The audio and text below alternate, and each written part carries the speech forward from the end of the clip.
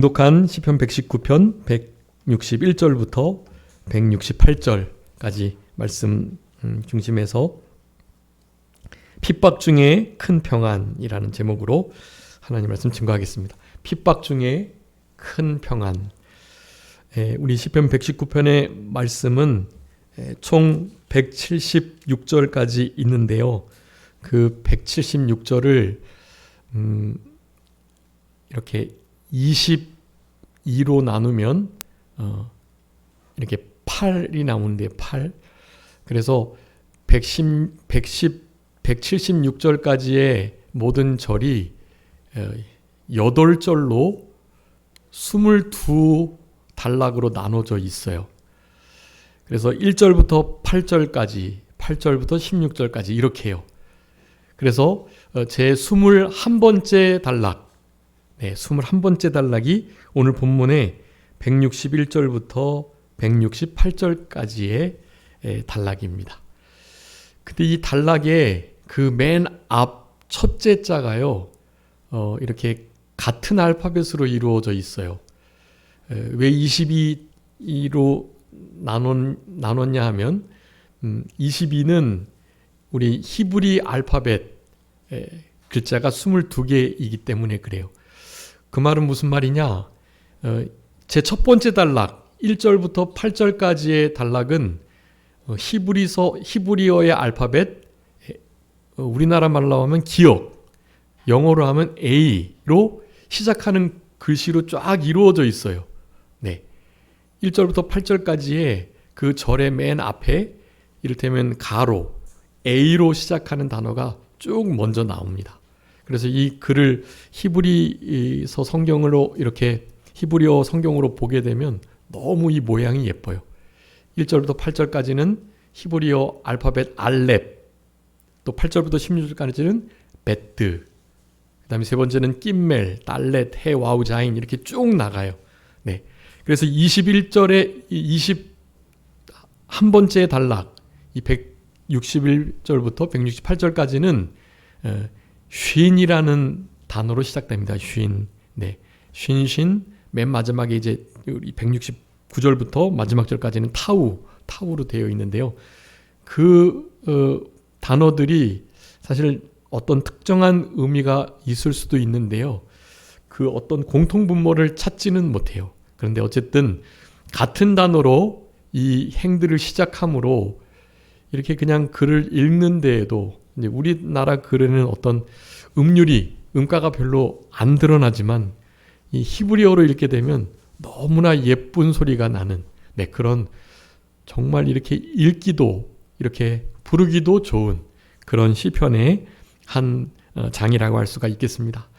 오늘 21번째 단락인 오늘 본문의 말씀은 하나님의 말씀을 지극히 사랑하는 시편 기자의 고백이라고 할 수 있겠는데요. 사실 119편 자체가 좀 몇 번 말씀드렸던 것처럼 그 한 절 한 절에 꼭 이 말씀이라는 단어가 대부분 들어있어요. 한 몇 구절 빼고 다 그 안에 말씀이 다 들어있습니다. 119편의 161절부터 168절까지의 8절 안에는 말씀이 다 들어있어요. 말씀, 법도, 법, 규례, 율례, 율법, 증거 이런 단어들로 다 기록되어 있습니다. 이런 말씀들을, 증거들을 이 시편 기자가 사모하고 사랑한다. 특별히 지극히 사랑한다. 오늘 본문은 특별히 여기 161절에 보니까 고관들이 거짓으로 나를 핍박할 때 그럴 때에도 나는 나의 마음이 주의 말씀만을 경외하겠다. 그렇게 말씀하면서 이 핍박 중에도 하나님의 말씀을 경외하고 두려워하고 사랑하는 자, 그런 자들에게 큰 평안을 주시겠노라고, 장애물이 없게 하시겠다고 약속해주고 계세요. 여러분, 그래서 올 한 해 우리 산정교회 환난을 당할 때, 환난이 있을 때에도 그 환난 중에도 예수 그리스도 안에 있는 평안을 누리면서 살아가는 그 말씀이 우리의 주제 말씀이고 그 말씀을 목표로 우리가 지금 지내고 있는데요. 여러분, 오늘 본문에서도 우리는 중요한 진리를 찾을 수 있겠습니다. 여러분, 우리에게 큰 평안을 주시는 그 방편들을 오늘 소개하고 있고, 어떤 자들이 이 큰 평안을 넘치도록 누리는 그 은혜를 경험하며 살아가는가. 네. 핍박이 애매히 있고, 또 우리가 범죄를 해서 하나님께 징계를 받으면서도 그런 핍박과 혼란이 올 수 있거든요. 그런 모든 경우에 우리는 하나님의 이 큰 평안이 너무나 필요한 은혜이고, 여러분, 이런 은혜를 누리면서 살아가실 수 있도록 그렇게 힘을 쓰셔야 합니다. 오늘 본문에는 그것을 여기 이제 8절까지 있잖아요. 8절까지가 이제 21단락에 그렇게 구성 절들이 8절이 있는데, 그 8절 가운데 원리를 다 한 절씩 제공하고 있어요. 큰 평안을 주시겠다고 하신 부분이 165절, 중간에 165절이죠. 그 165절 빼고는 나머지 절절마다 어떻게 하면 그 큰 평안을 얻을 수 있을까? 어떤 자들이 그런 큰 평안을 누리나에 대해서 말씀해 주고 계시니까요. 오늘 주보에 그 말씀을 요약해 두었으니까 그 말씀을 참조하시면서 여러분, 오늘 본문의 말씀을 중심으로 남은 때 우리 주님이 주시는 이 큰 평안, 넘치는 평안을 누리시면서 이 평안으로 우리에게 닥친 여러 가지 핍박과 어려움들, 환난들을 잘 이겨내시면서 앞으로는 이제 더 피할 수 없는 전무후무한 그런 대환란이 오게 됩니다. 그런 환난 속에서도 그 어느 때보다도 이 주님이 주시는 이 평강과 이 평안이 필요한 때입니다. 이런 평안을 누리시면서 이런 평안을 믿지 않는 이들에게 증거하고 전하시면서 저들을 사랑하는 마음으로 저들에게도 이런 평안을 끼치실 수 있는 우리들의 남은 생애가 다 되셨으면 좋겠습니다. 오늘 본문의 말씀 통해서 7가지 하나님께서 큰 평안을 주시는 자, 큰 평안을 주시는 은혜를 누리는 자가 어떤 자인지를 찾아볼 수 있겠는데요. 여러분, 우리 한번 다 같이 그 파란색으로 된 어떤 자에게 그 평안을 주시는가, 그 파란 글씨를 한번 다 같이 읽어보도록 하겠습니다. 첫 번째요, 말씀만 경외하는 자에게. 두 번째는 말씀을 즐거워하는 자에게. 세 번째는요, 율법을 사랑하는 자에게. 네 번째는요, 규례를 찬양하는 자에게. 다섯 번째는요, 계명을 행하는 자에게. 여섯 번째는요, 증거를 지키는 자에게. 마지막 7번째는요, 법도를 지키는 자에게. 네, 이렇게 7가지로 161절, 162절, 163절, 그리고 164절, 그리고 165절 빼고 166절, 167절, 168절에 말씀을 하고 계십니다. 그런데 이제 7가지로 기록해 두니까 좀 복잡하잖아요. 그래서 이것을 사실 딱 한마디로 말씀드릴 수 있습니다. 그것은 뭐냐 하면, 하나님의 말씀을 사모하여 경외하면서 하나님의 말씀을 찬양하는 자, 이렇게 요약할 수 있겠습니다. 여러분, 그 주보 옆에다가 핍박 중 큰 평안 옆에다가 그렇게 써주세요. 경외하며 하나님의 말씀을 경외하며 찬양하는 자. 여러분, 그것이 핵심이에요. 여러분, 여기 말씀을 경외하는 자, 그리고 말씀을 즐거워하는 자, 율법을 사랑하는 자, 이렇게 지금 1, 2, 3번이 있는데요. 여러분, 이것이 내나 한마디로 말씀을 경외하는 자라고 할 수 있어요. 네, 여러분, 하나님의 말씀을 즐거워하고 그 말씀을 사랑하는 것, 그게 경외지요. 네. 그리고 네 번째가 규례를 찬양하는 자죠. 이 찬양하는 자는 시편 기자가 우리에게 너무나 명확하게 요구하고 있는 바예요. 이 시편 119편 전체가 하나님 말씀을 찬양하고 있거든요. 말씀을 즐거워하고 사랑하며 그것을 찬양해야 된다고 아주 중요하게 말씀하고 있는 거고요. 또 5번째부터 7번째까지는 계명을 행하고 지키는 자. 네, 여러분 근데 계명을 행하고 지키는 것, 여러분 이것이 무엇일까요? 하나님 말씀을 행하고 지켜내는 것. 그것은 사실 하나님의 말씀을 사모하는 자들이, 하나님을 사랑하는 자들이 어떻게 하는 것이 하나님을 사랑하는 거예요? 하나님의 계명을 지키는 자들이 사랑하는 자인 거예요. 그러니까 5번, 6번, 7번도 사실은 하나님의 말씀과 계명을 사랑하는 것과 같은 거예요. 지키는 것은 곧 사랑하는 것입니다. 같은 거예요, 그게. 그래서 하나님의 말씀을 경외하는 것, 경외가 하나님 말씀을 두려워함과 동시에 사랑하는 거죠. 그러니까 하나님의 말씀을 경외하며 그리고 찬양하는 것. 여러분 이것이 우리들에게 요구하시는 바, 그리고 큰 평안을 누리는 자에게 공통적으로 발견되는 중요한 신앙의 원리다라는 것을 여러분 기억해 주시면서, 자, 오늘 본문의 말씀을 통해서 첫 번째, 어떤 자에게 큰 핍박 중에도 너무나 넘치도록 크나큰 평안을, 우리 주님의 평안을 허락해 주시는가? 말씀만을 경외하는 자에게 그렇게 큰 평안을 허락하여 주십니다. 근데 어떤 상황에서도 경외하고 있는 건데요. 하나님의 말씀을 사랑하고 사모할 수 있는 환경이 된다면야 누구나 할 수 있죠. 그런데 오늘 본문의 말씀에 의하면 어떤 상황에서 경외한다고 표현하고 있습니까? 161절 고관들에게 거짓으로 말미암는 핍박을 받고 있음에도 불구하고 라는 거예요. 네. 거기 원어에 의하면 거짓이라는 단어는 이유 없이라고 주로 많이 쓰이는 단어거든요. 그래서 저들이 우리에게 이유 없이 거짓으로 뭔가를 이렇게 덮어 씌워가지고 우리에게 핍박을 가하는 거예요. 뭐 일반적으로 그런 일은 당하지 않는데요. 어떤 때에 당할까요? 주로 믿음에 관계된 일을 당할 때. 믿음에 관계된 일에 대하여 믿지 않는 이들이 괜히 믿는 이들을 핍박을 하게 되는 것입니다. 여러분 그런 일들이 실제로 이제 믿음을 좀 더 열심히 지켜나가려고 하는 이들에게 반드시 분명하게 생기게 되는 거예요.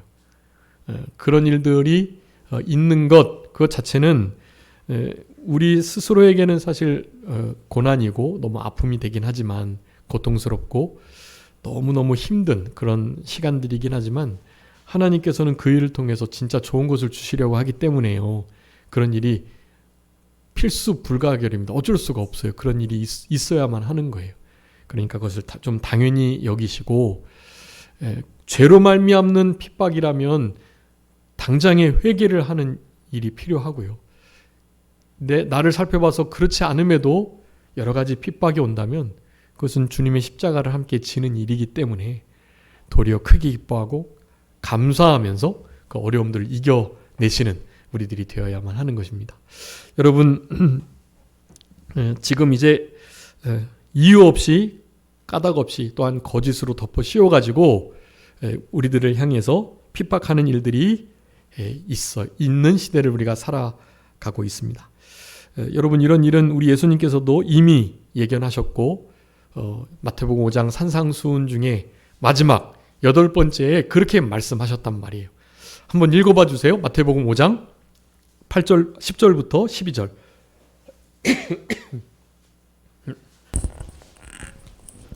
마음이 청결한 자는 복이 있나니 그들이 하나님을 볼 것이며, 화평하게 하는 자는 복이 있나니 그들이 하나님의 아들이라 일컬음을 받을 것이며. 10절부터 읽어주세요.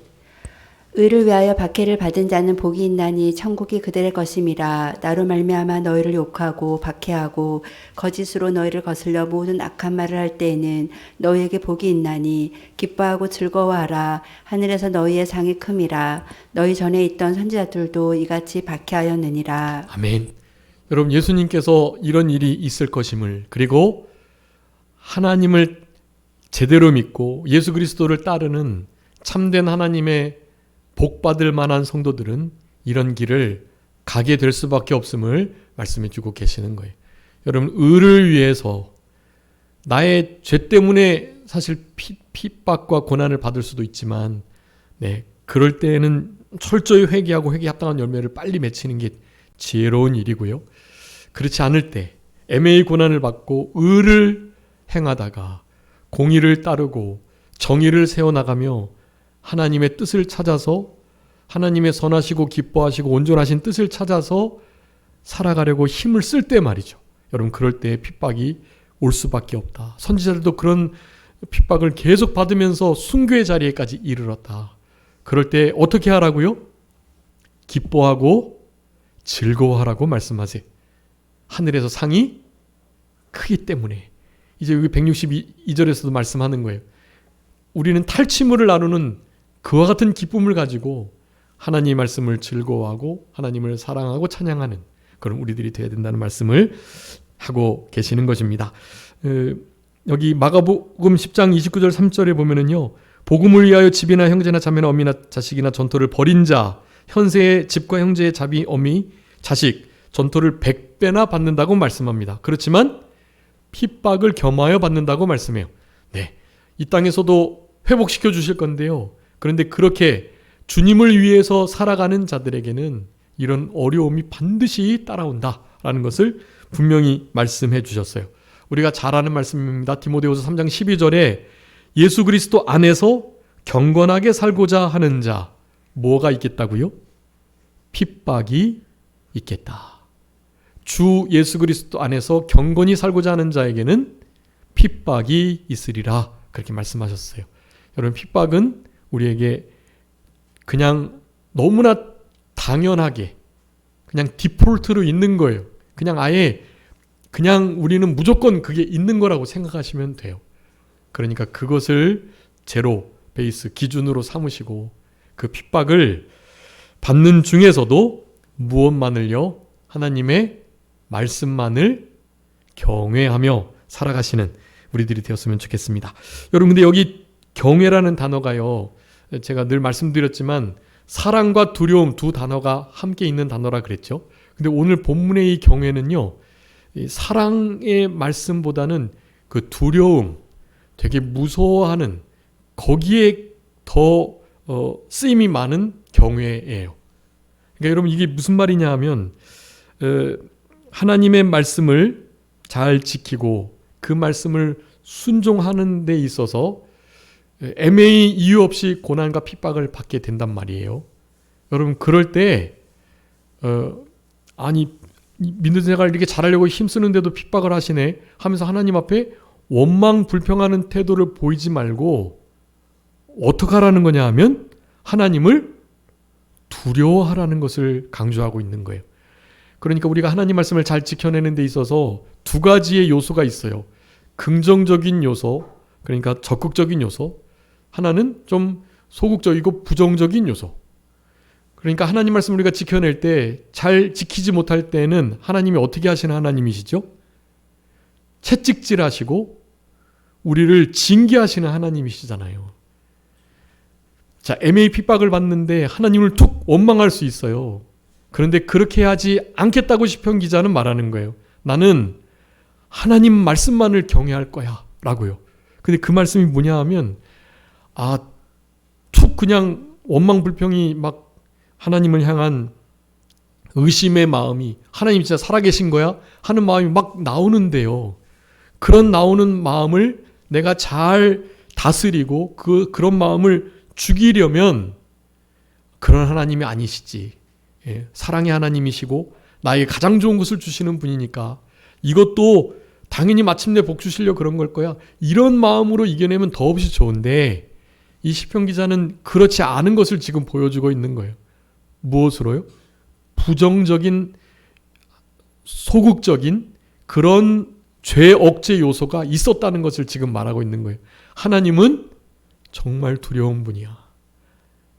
내가 지금 핍박당하는 이 일보다 내가 이 일을 통해서 죄를 짓거나 혹은 하나님을 떠날 때 하나님이 나에게 주시는 징계와 벌을 생각할 때 그 벌 받는 것보다 차라리 이런 핍박받는 게 훨씬 나. 그런 느낌이 강한 말씀이에요.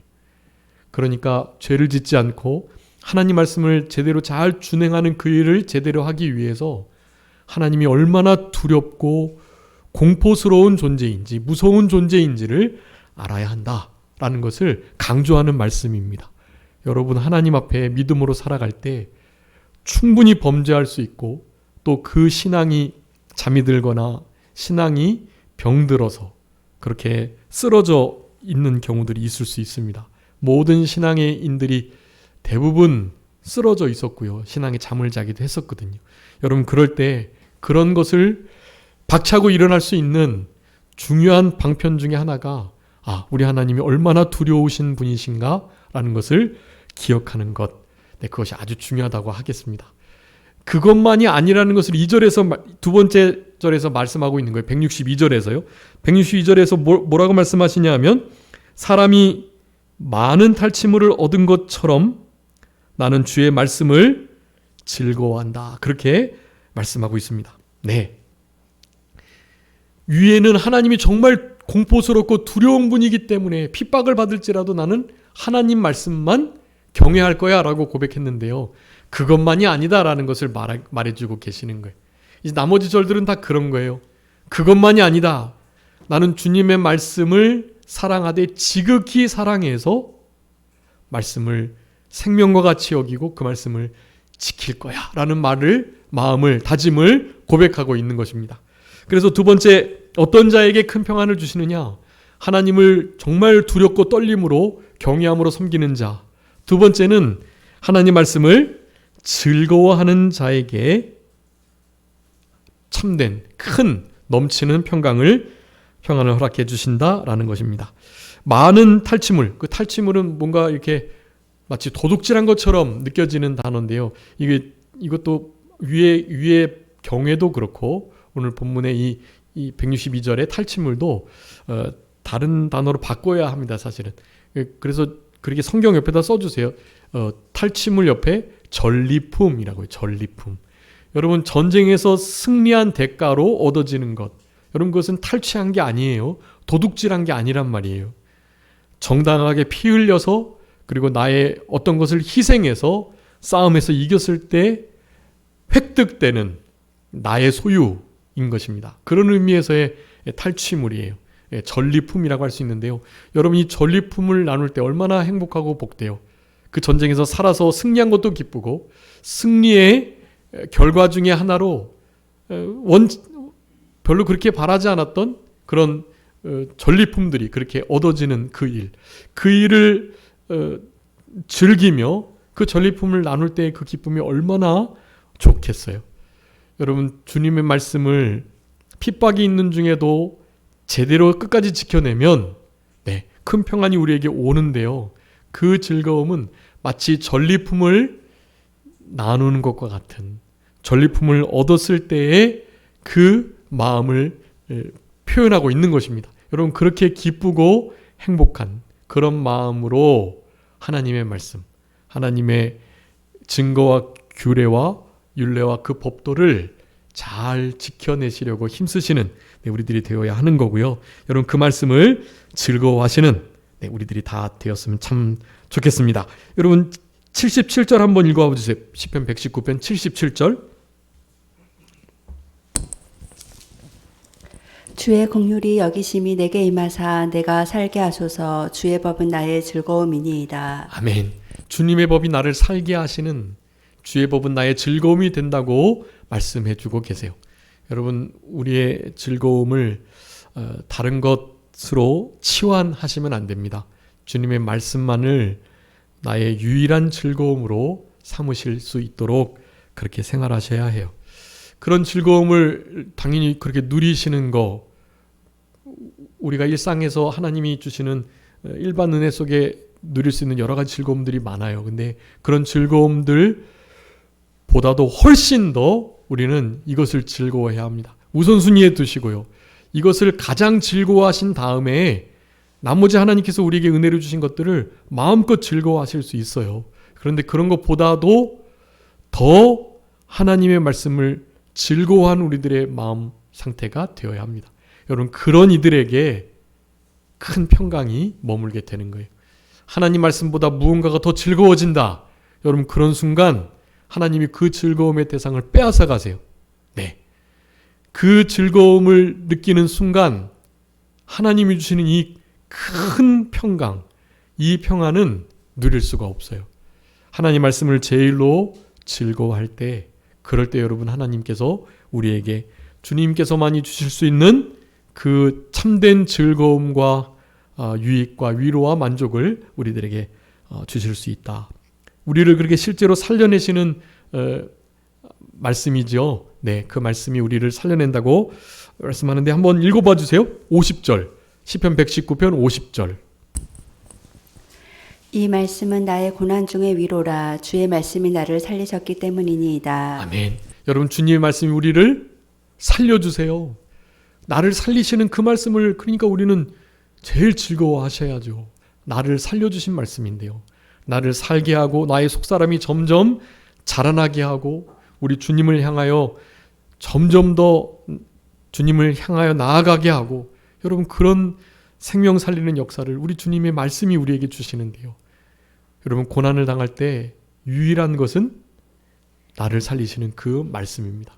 그 말씀만이 나의 고난 중에 유일한 위로가 되는 거예요. 고난 중에 내가 누릴 수 있는 가장 큰 그리고 유일한 위로, 그것은 우리 하나님의 말씀입니다. 우리의 생명을 살려가시는 우리에게 큰 평안을 허락하여 주시고 장애물이 없도록 하시는 여러분 그런 우리 주님의 말씀, 주님의 그 말씀을 무엇과도 바꾸지 마시고 여러분 여기 시편 119편에 있는 모든 증거와 균례와 유례와 법도 말씀, 네, 여러분 이런 것들은 다 예수 그리스도를 상징합니다. 예수 그리스도께서 말씀이세요. 로고스. 말씀이 육신이 되어 우리 가운데 거하심에. 네. 여러분 이런 모든 말씀을 여기 지금 경외하라고 말하고 이런 말씀을 즐거워하라고 이 말씀을 기뻐하라고 말씀하는 것은 그 말씀이 그냥 일개의 활자화된 그렇지만 사장된 그런 글이 아니라 네, 바로 예수 그리스도 그분이시기 때문에 그런 겁니다. 우리가 오늘 성경을 펼치고 시편 119편을 읽으셨는데요. 읽으시면서 그 문자로 된 활자가 우리의 눈에 들어왔는데 우리는 그냥 글을 읽은 게 아니라 성경을 펼쳐 말씀이신 주님을 대면한 것과 같은 거예요. 네. 그러니 성경 말씀을 읽는 이 일을 끝까지 계속해 나가시는 우리들이 되셔야 되겠고 그 성경 말씀 읽는 것, 그것을 암송하는 것, 그것을 성경에 공책에 쓰기도 하고 말이죠. 그 말씀을 내 입술에 소리를 내서 읊조리는 이 모든 일들, 여러분 이런 모든 일들이요 우리 인생의 가장 큰 목표, 목적, 나의 존재 이유이라는 것을 여러분 기억하시면서 성경 말씀을 읽는 일에 조금 더 시간을 들여주셔서 그 말씀을 사모하는 마음으로 가까이 하시는 그런 우리들이 다 되셨으면 좋겠고 여러분 그런 이들에게 큰 평강을 허락해 주신다. 근데 전리품 탈취물을 얻을 때와 같은 기쁨이라고 말씀하고 있죠. 이 말은 다른 말로 하면 이 전리품인데 전리품을 얻기 위해서는 어떻게 해야 되겠습니까? 전쟁에 참여해야 하고요. 기드온의 300명 용사와 같이 무릎을 꿇고 물을 떠가지고 그 물을 핥으면서 경계하면서 300명 용사와 같이 그렇게 좀 깨어서 기도하는 마음으로 영적 전쟁에 실제로 참여하는 그런 마음을 가지고 그렇게 신앙생활을 하셔야 돼요. 경계를 다 풀고 그저 전쟁이 일어나지 않을 것을 당연시하면서 말이죠. 그렇게 지내면 안 되는 거예요. 전방과 후방의 가장 큰 차이가 거기에 있습니다. 실제로 전방에서 군복무하는 친구들은요. 실제로 당장이라도 이 시간부로 전쟁이 터질 수 있다는 아주 긴박하고 급박한 마음을 가지고 군생활을 보통 해요. 네. 실제로 전방에서 근무하면서 총을 북쪽을 향하여 쏘기도 하고 실제로 그렇게 급박한 상황들이 시시각각 일어납니다. 전방은요. 근데 후방은 그런 게 일절 없잖아요. 그러니까 그 마음가짐이 사실 너무나 틀리죠. 여러분, 우리는 전방에서 철책에서 근무하는 그런 군사와 같이 그런 이들을 그리스도의 정병, 아주 특출한, 그리고 골라서 뽑은 기도원의 300명 용사와 같은 그런 군인들로 이렇게 이 땅을 살아가야 이 전리품을 나눌 수 있게 돼요. 전리품을 나누는 그 기쁨과 같이 우리는 주님의 말씀을 즐거워하면서 전쟁 속에서 우리 속에 역사하시는 하나님 말씀이 생명되는, 나를 살려주시는 그 역사를 영적 전쟁에 참여해야만 얻을 수가 있는 거예요. 그렇게 참여하지 않아 피 흘리지 않고 무언가를 얻으려고 하면 안 되는 것입니다. 우리 대한민국의 자유가 그냥 얻어진 게 아닌 것처럼요.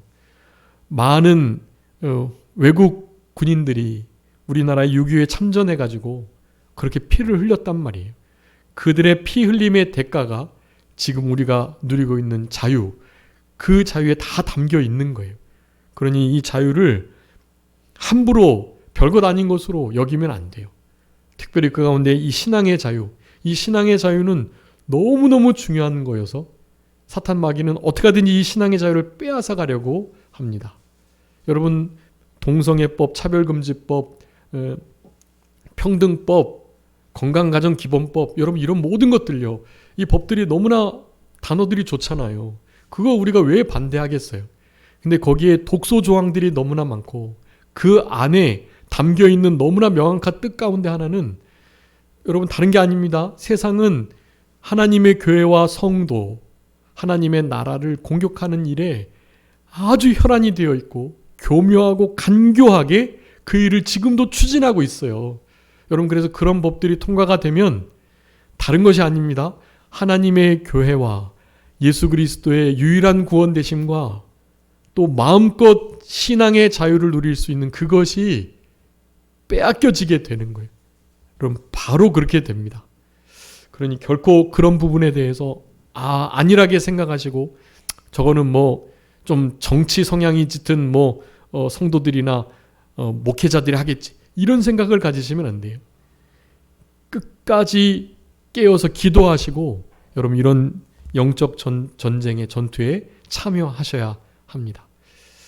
이런 것을 정치적이라고 표현하는 목사님이 계세요. 너무나 안타까운 일이 아닐 수 없고 하나님 앞에 크나큰 징계와 심판을 받으실 겁니다. 그분은 큰일이에요. 특별히 보수적인 성향을 지닌 교단에서 그런 목사들이 더 많은 것 같아. 여러분, 힘써서 나라와 민족을 위해서 기도하는 것, 그리고 우리 안에 어떤 부분이 우리의 신앙의 자유를 빼앗아 가는가에 대한 철저한 경계와 공부가 필요해요. 여러분, 이런 일들을 하지 않으면 결코 신앙의 자유를 계속해서 누릴 수가 없고 큰 평강을 빼앗기는 순간이 오게 될 것이다. 실제로 여러분 전쟁에 참여하는 여러분, 우리는 하나님의 자녀와 하나님 나라의 백성임과 동시에 예수 그리스도의 군사라는 이 정체성을 잊어서는 안 되는 거예요. 그래서 거기 참고 구절에 써두었습니다. 마태복음 11장 12절에 세례 요한 때부터 지금까지 천국은 침노를 당하는데 침노하는 자가 빼앗는다. 여러분, 하나님의 나라는 침노해야 해요. 사탄 마귀를 이기고 부패성을 이겨내면서 세상과 마귀를 어떻게든지 죄악을 끊어내면서 승리의 역사가 없이는 한나라에서 큰 자가 될 수가 없는 거예요. 하늘나라에서 작은 자가 될 수밖에 없습니다. 디모데전서 1장 18절도 전에 지도한 예언을 따라서 믿음의 선한 싸움을 싸워라. 디모데전서 6장 12절에도 말씀해요. 믿음의 선한 싸움을 싸우라. 영생을 취하라. 이렇게 말해요. 여러분, 이것은 우리 안에 명령으로 주어진 거예요. 그러니 이것은 참여해도 좋고 안 참여해도 좋고 그런 게 아니라 적극적으로 당연히 참여하셔야 하는 것입니다. 여러분, 이런 일에 참여되지 않고서는 전리품을 얻을 수가 없다라고 말씀하고, 우리 디모데후서 4장 7절 8절에 사도 바울의 마지막 고백이잖아요. 나는 선한 싸움을 싸우고 선한 싸움을 싸우고 나의 달려갈 길을 마치고 믿음을 지켰다. 이거 다 전투적인 용어들입니다. 전투적인 교회를 세상 교회라고 표현하는데요. 이 세상 교회는 전투적 교회라고 표현해요. 우리 안에 이런 영적 전쟁이 있다는 사실을 늘 기억하면서 지내는 것, 말씀을 즐거워하는 자에게 주어진 의무라고 할 수가 있겠고, 그 의무를 잘 준행하는, 그래서 하나님 말씀을 생명과 같이 여기고 즐거워하고 기뻐하는 저들에게 하나님은 세상이 줄 수 없는, 세상이 알 수도 없고 빼앗을 수도 없는 바로 그 참된 큰 평안, 그것을 허락하여 주신다. 자, 세 번째는 율법을 사랑하는 자에게 당연히 평안을 주십니다. 위에 이제 즐거워하는 자, 사랑하는 자, 두려워하는 자, 다 같이 경외하는 자 같아요. 경외하는 자. 네, 경외하는 자는 하나님의 말씀을 그렇게 두려워하면서 동시에 즐거워하고 사랑하게 됩니다. 여러분, 율법을 사랑하는 자에게 하나님께서는 큰 평안을 주시는데, 이 163절에 그렇게 말씀합니다. 주의 율법을 사랑하되 거짓을 미워하고 싫어하면서요. 그리고 165절에서는 큰 평안이 넘쳐서 장애물이 없는 상태로 165절에 보면 주의 법을 사랑하는 자가 된다, 그렇게 표현을 합니다. 그러니까 사랑하는 마음을 가지고 어느 정도 그렇게 사랑하며 살아가는 그러한 이들을 주의 율법을 사랑하는 자라는 표현을 쓰는 거예요. 여러분, 그래서 사랑하는 자, 율법을 사랑하나이다 고백하는 것과 사랑하는 자가 되는 것, 그리고 그 167절에서는 어떻게 사랑한다고요? 주의 증거들 내가 지키면서 주의 증거를 지극히 사랑한다, 그렇게 말해요. 이 점진적으로 점층법으로 돼 있어요. 주의 말씀을 지키나이다 고백하며 그 지키는 고백을 실제로 이루어내는 주의 말씀을 사랑하는 자들에게, 그리고 사랑하긴 하되 지극히 사랑하는 자들에게 우리 주님께서는 큰 평안을 허락하여 주신다고 말씀해 주고 계시는 것입니다.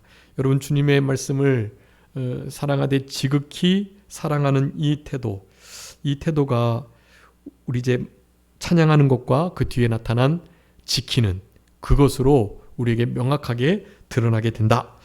얼마나 주님의 말씀을 지극히 사랑하느냐에 따라서 내가 얼마나 하나님 말씀을 찬양하며 얼마나 그 말씀을 실제로 지켜내느냐가 달려 있어요. 여러분, 그래서 주님의 말씀을 사랑하는 것, 그것은 곧 주님의 말씀을 지키는 것이라는 결과가 그렇게 도출이 되는 것입니다. 네 번째, 이것이 이제 우리에게 새롭게 명령하시는 듯한 그런 큰 평안을 누리는 자에 주시는 명령인데요. 여러분, 하나님의 말씀을 행하는 하나님을 우리는 찬양해야 합니다. 여러분, 찬양의 유일한 대상이 하나님의 말씀과 그 하나님 존재 자체이세요. 하나님의 성품, 하나님이 우리에게 하신 모든 일들이 하나님 말씀에 기록되어 있잖아요. 그래서 하나님 말씀을 찬양하고 높이고 바로 하나님 그분을 높이고 하나님을 노래하는 거, 여러분, 그게 찬양이에요. 찬양의 유일한 대상입니다. 지난번에도 말씀드렸던 것처럼 이제 복음성가를 우리가 부를 수 있도록 총회에서 결의가 됐는데요. 그 복음성가는 흔히 말하는 에베소 5장에 나오는 신령한 노래. 그렇기 때문에 신령한 노래는 사실 찬양이 아닙니다. 네, 찬양은 뭐라고 말씀드렸죠? 하나님과 하나님이 행하신 일을 높이는 게 찬양이에요. 우리가 흔히 말하는 힘, 찬송, 그거예요. 그런데 그 이외에 그 신령한 노래라고 일컬어지는 가스펠송, 복음송, 그 CCM이라고 하는요.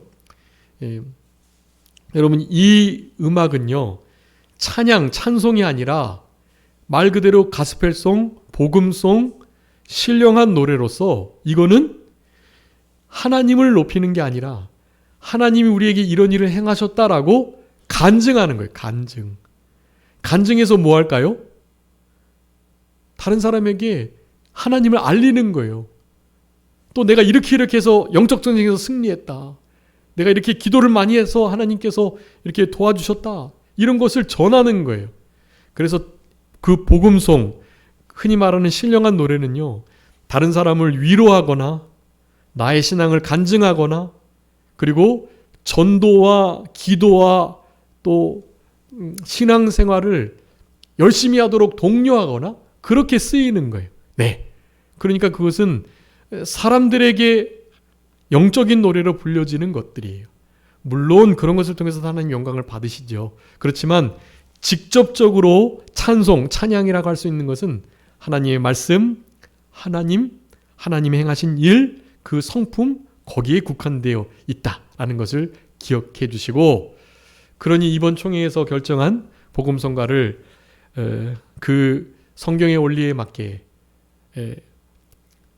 세속에 물들지 않은 노래들로 부르도록 한 것, 그것은 너무나 잘한 일인 것입니다.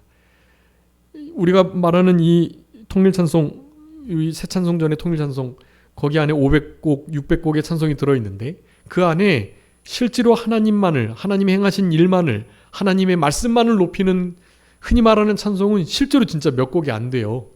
나머지는 다 복음성가들이었어요. 그 찬송가 안에도. 그 안에 이미 다 복음성가가 있었다니까요. 네. 위로송, 또 전도송, 기도송 다 신령한 노래들인 거예요.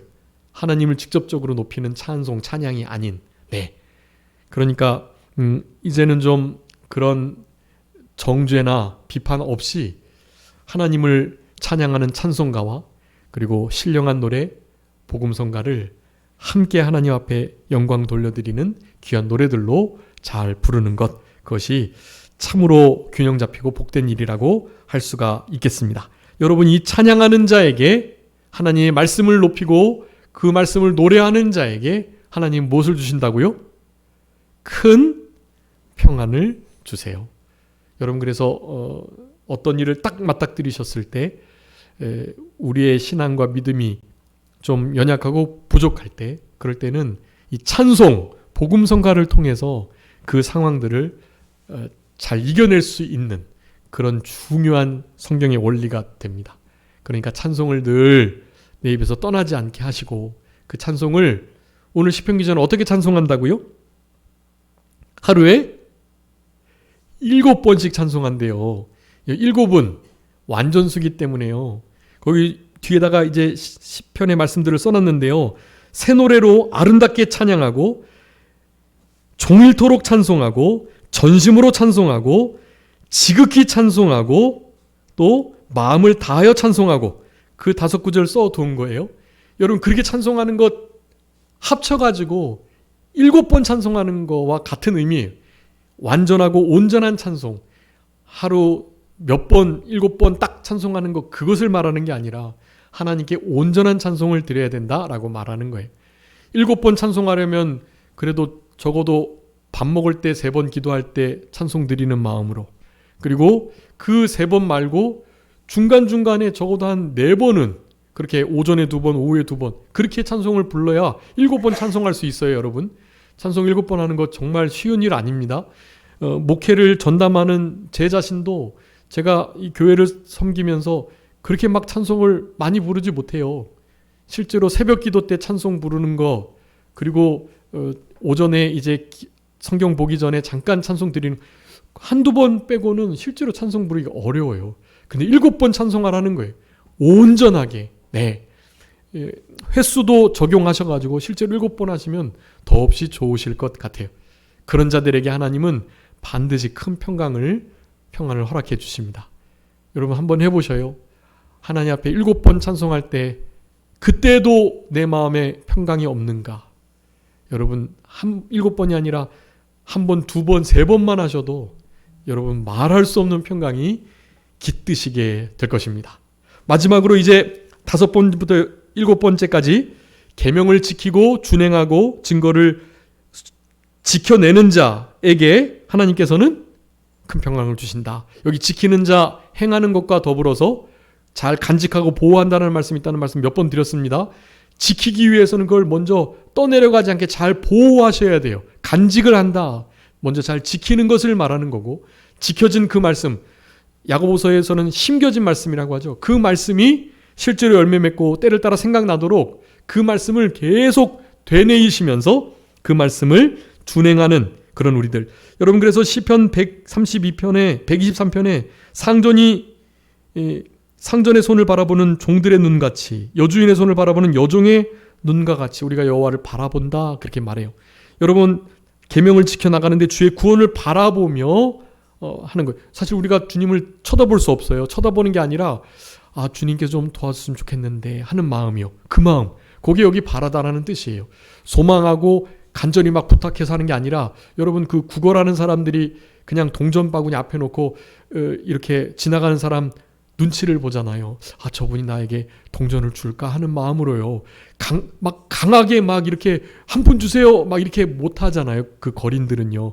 그냥 동전 놓고 나에게 좀 동전 좀 주셨으면 좋겠는데 하면서 그저 지나가는 행인을 눈치 보는 것. 그런 느낌의 단어예요, 이 단어가.